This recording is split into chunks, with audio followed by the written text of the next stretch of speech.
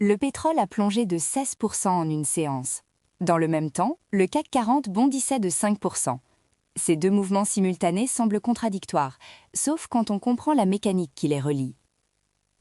Depuis le début de la guerre entre les États-Unis et Israël contre l'Iran fin février, le brut avait bondi de 50%. Le Brent culminait à 110 $ le baril. L'inflation énergétique menaçait de forcer les banques centrales à relever leurs taux, alors même que la croissance européenne s'effritait. Le marché était coincé dans ce piège. Mardi soir, Trump a annoncé une trêve de 2 semaines, conditionnée à la réouverture du détroit d'Ormuz par l'Iran. Par ce détroit transite normalement 20% du commerce mondial de pétrole. Téhéran a accepté. En quelques heures, le Brent est tombé sous les 92 $. La mécanique de transmission est directe. La chute du pétrole réduit le risque d'inflation importée.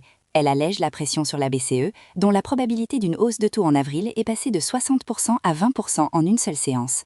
Et si la Banque centrale n'a plus à resserrer, les actions peuvent remonter.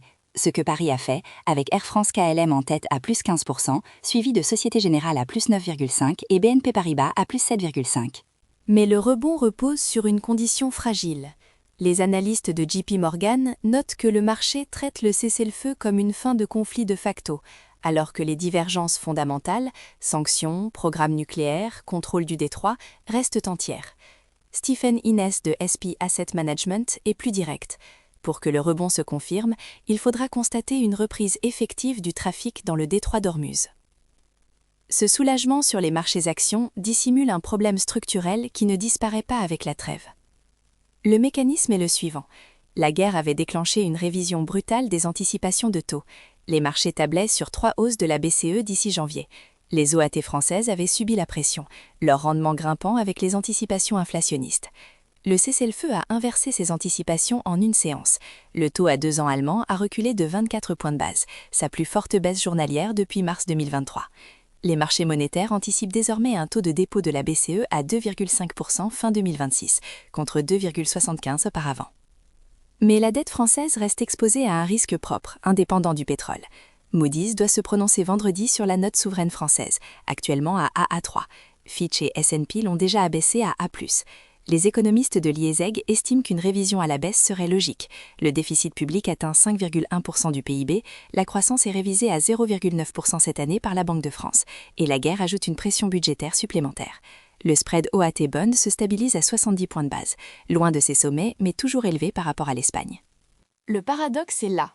Les marchés obligataires se détendent sur le cessez-le-feu, mais le risque spécifique à la France, finances publiques fragiles, paysage politique fragmenté avant la présidentielle de 2027, ne se résout pas avec la paix en Iran.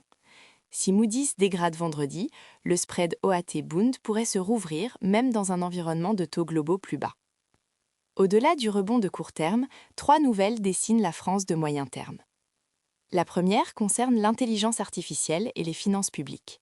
Une table ronde à l'Assemblée nationale a mis en lumière ce que les économistes appellent l'effet ciseau. L'IA détruit des emplois imposés à taux élevés avant de créer des emplois nouveaux, réduisant les recettes fiscales tout en augmentant les dépenses chômage. La COFAS estime qu'un emploi sur 6 sera automatisable d'ici 3 ou 4 ans. Pour un État dont le financement repose sur les hauts salaires, le choc budgétaire pourrait aggraver un déficit déjà problématique. La deuxième concerne la défense. La France a annoncé 36 milliards d'euros d'investissements supplémentaires d'ici 2030. Drones, avions de combat, dissuasion nucléaire. Ce budget s'inscrit dans une logique européenne de réarmement accéléré par la guerre. Il soutient des valeurs comme Safran et Dassault Systèmes, mais il alourdit aussi la trajectoire budgétaire à un moment où Moody's surveille le déficit. La troisième est une victoire française dans l'économie numérique mondiale. Publicis a remporté le budget publicitaire mondial de Microsoft estimé à plus d'1 milliard de dollars, arrachant ce contrat à Dentsu. C'est un signal que les groupes français de services peuvent capter une part de la croissance IA. La synthèse de ces 3 signaux converge vers un même pivot. Si la trêve Iran tient et que le pétrole reste sous les 100 $, la BCE peut alléger sa politique monétaire, les taux souverains se détendent et le rebond de Paris a des fondamentaux. Mais si Moody's dégrade vendredi et que les négociations iraniennes échouent dans les 2 semaines, le marché retrouvera une double pression, dette française sous stress et énergie qui remonte. La vérification à surveiller, le premier rapport officiel sur le trafic maritime dans le détroit d'Ormuz, attendu d'ici vendredi, et la décision Moody's le même jour.